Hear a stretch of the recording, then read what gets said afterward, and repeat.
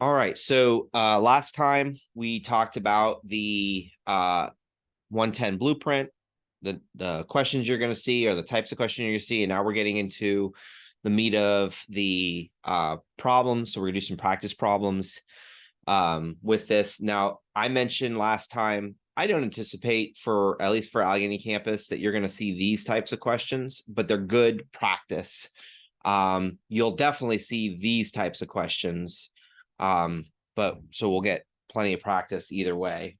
So let's continue with where we left off. We have I solved for the 3.5 teaspoons. If you need a review of that, that's on, like I said, the previous recording. And then we're going to move on to the next thing, which is 1.5 tablespoons to milliliters. Now, I will also always say, if you are not a fan of doing the dimensional analysis, whenever you're going from teaspoons to milliliters, you just multiply by 5. And if you're going from tablespoons to milliliters, you just multiply by 15. And that's the shorthand way. But if you don't feel comfortable or confident doing it that way, this is why I show you like a kind of a variety of different ways. But where I'm getting that from is just right here. 1 tablespoon is 15 ml, 1 teaspoon is 5 ml, and that's where that information comes from. So that way, you know, not making it up, not coming from nowhere. It is there's a reason for that. But if you ever get stuck, and remember, you got to learn and know your conversion factors. You ask yourself, what am I converting to? Milliliters. What am I trying to get rid of? Tablespoons. And then 1 tablespoon is 15 ml. This is helpful, and setting this up this way is also helpful because it also is a good reminder, because I would say a good portion of missed questions are because you divided when you meant to multiply, or you multiply when you meant to divide. And so sometimes getting the habit of setting these up, practicing the setup, will help save you a couple of questions on your test. So I'm going to multiply across the top, 1.5 times 15, and I'm going to get 22.5 ml.